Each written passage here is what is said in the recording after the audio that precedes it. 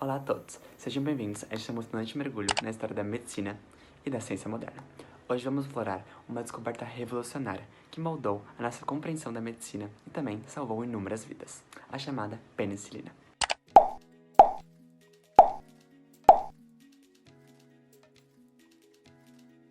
Prepare-se para viajar no tempo, entender essa história e descobrir como um simples mofo, chamado Penicillium notatum, moldou a nossa compreensão da medicina. Vem comigo! A penicilina, uma das maiores descobertas da medicina, desempenhou um papel transformador na história da saúde. Esta poderosa substância revolucionou o tratamento de infecções bacterianas, salvando vidas em tempos de guerra, estendendo a expectativa de vida e inspirando a pesquisa médica. Além disso, a penicilina destacou a necessidade do uso responsável de antibióticos e serviu como uma lição sobre a importância da inovação científica. O antibiótico tornou-se disponível para a população na década de 40, a mesma época em que o pesquisador que teve grande participação no processo, Alexander Fleming, ganhou o Prêmio Nobel da Medicina por suas descobertas. Essas que salvaram milhares de vidas na Segunda Guerra Mundial e são até hoje capazes de impedir a morte e complicações de doenças como sífilis, difteria, meningite, bronquite, dentre outras. Sua influência se estende além da medicina, impactando a agricultura e outros campos. Em resumo, a penicilina é um marco na história da ciência que moldou a medicina moderna e continua a desempenhar um papel vital em nossa sociedade. A descoberta da penicilina, que teve um impacto monumental na medicina e na sociedade, foi acreditada ao cientista escocês Alexander Fleming, o qual nasceu em 6 de agosto de 1881 no Reino Unido e morreu aos 73 anos no dia 11 de março de 1955, deixando um legado significativo para a medicina. Fleming fez uma observação casual que mudaria o curso da medicina, ao notar a ação inibitória do mofo penicillinum sobre a bactéria em seu laboratório. Ele desencadeou uma revolução médica. Fleming não apenas identificou a penicilina, mas também reconheceu seu potencial no tratamento de infecções. E aprofundou mais a descoberta em 1928, enquanto trabalhava no St. Mary's Hospital, em Londres. Fleming deu início a uma das maiores descobertas da medicina. E detalhe, foi sem querer. O cientista trabalhava com uma cultura de bactérias Staphylococcus aureus e, então, um dia, as deixou na placa de Petri, aberta, e saiu do laboratório. Após algumas semanas, voltou para continuar sua pesquisa e notou que havia mofo em uma placa. E esse mofo possuía uma área transparente ao redor, a qual não tinha evidências de bactérias. Então, ele constatou que o fungo que causou o mofo estava secretando uma substância que matava as bactérias. Após a observação e pesquisas, ele identificou o fungo como um tipo de penicilino e chamou a substância produzida por ele de penicilina. Ele observou que as bactérias próximas ao mofo morreram e as outras permaneceram vivas. Isso levou a concluir que a substância produzida pelo mofo tinha propriedades antibacterianas e chamou de penicilina. E, embora a descoberta de Fleming tenha sido fundamental, foi o trabalho dos cientistas Howard Florey e Armstrong, em 1938, que permitiu a produção em larga escala da penicilina. Isso possibilitou sem uso generalizado do tratamento de infecções bacterianas. Da mesma forma que a penicilina revolucionou o tratamento das infecções, Alex Fleming revolucionou a ciência médica ao apresentar essa descoberta ao mundo. Sua observação atenta e dedicação à pesquisa ajudaram a salvar inúmeras vidas e a moldar a medicina moderna.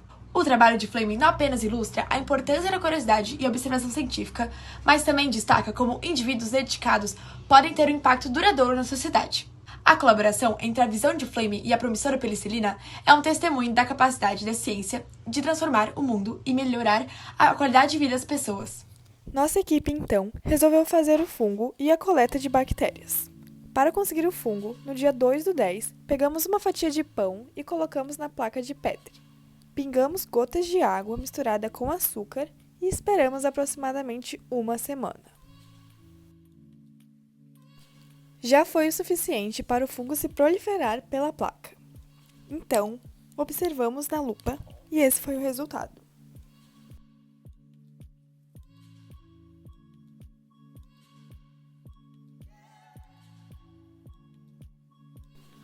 Para fazer o cultivo das bactérias, precisamos fazer um meio de cultura.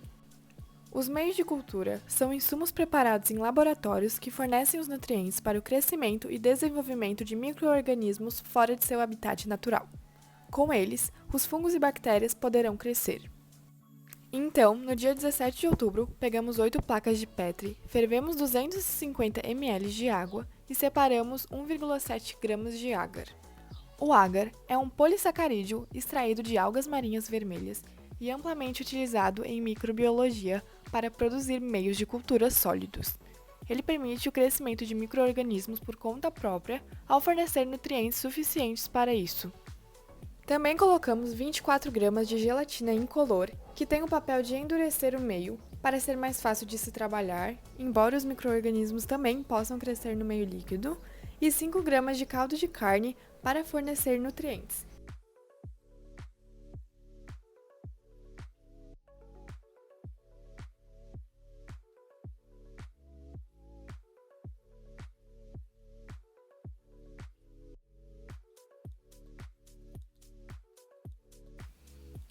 Misturamos tudo de forma homogênea e colocamos 19 ml da solução em cada placa. Após isso, esperamos cerca de 5 horas para ela solidificar. Então, quando ficaram prontas, fomos fazer as coletas. Mergulhamos cada cotonete em água destilada, passamos nos lugares que queríamos coletar e fomos colocando em tubos de ensaios numerados para separar cada superfície. As superfícies que utilizamos estão presentes no nosso dia a dia escolar, porém, nunca paramos para pensar nas bactérias que ali estão presentes. Os lugares coletados foram botão do elevador do térreo, bebedouro ao lado do laboratório, bola de vôlei, privada do banheiro feminino, corrimão de madeira do bloco A, pegador da cantina, banco à frente do deck 360 e, por último, a maçaneta da sala do Cadmiel.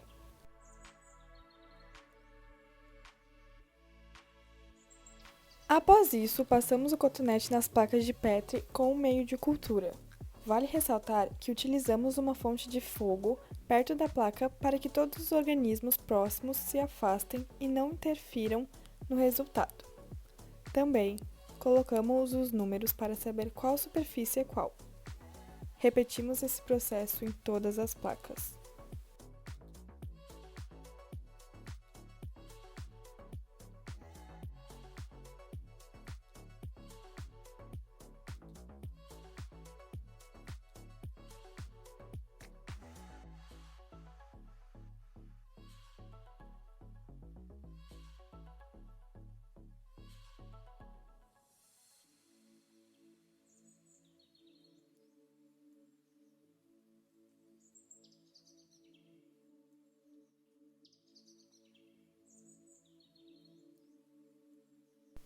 Após tudo ficar pronto, gravamos e fotografamos acompanhando o processo de proliferação dos seres unicelulares nos seguintes dias.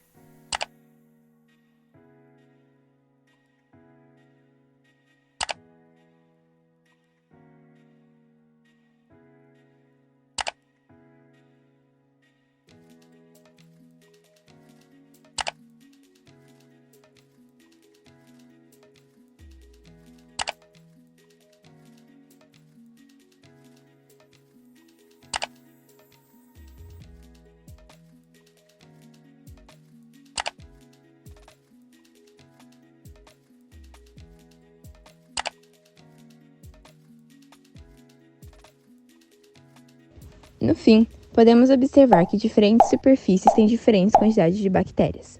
Além disso, nosso objetivo principal foi, de forma prática, mostrar os micro-organismos, os quais o fungo Penicillium notatum repele, gerando assim seu efeito tão impressionante e importante para a ciência. Também é importante lembrar que não tínhamos acesso a meios que nos dessem com exatidão o fungo que havíamos obtido no bolor do pão, então fizemos uma analogia com Penicillium notatum, originador da penicilina. Ela é que ambas as espécies de fungos têm uma conexão indireta através da produção de substâncias úteis para a humanidade. O fungo do pão contribui com a fermentação que dá origem a alimentos e bebidas, enquanto o Penicillium notatum revolucionou a medicina ao fornecer antibióticos que combatem infecções bacterianas, ajudando a salvar a vida e melhorar a saúde humana. Ambos exemplificam a importância dos fungos em domínios essenciais da vida cotidiana. Portanto, a jornada nos lembra que, assim como o Penicillium notatum moldou a história da medicina, a ciência continua a moldar o nosso mundo, trazendo avanços que melhoram a qualidade de vida de todos nós.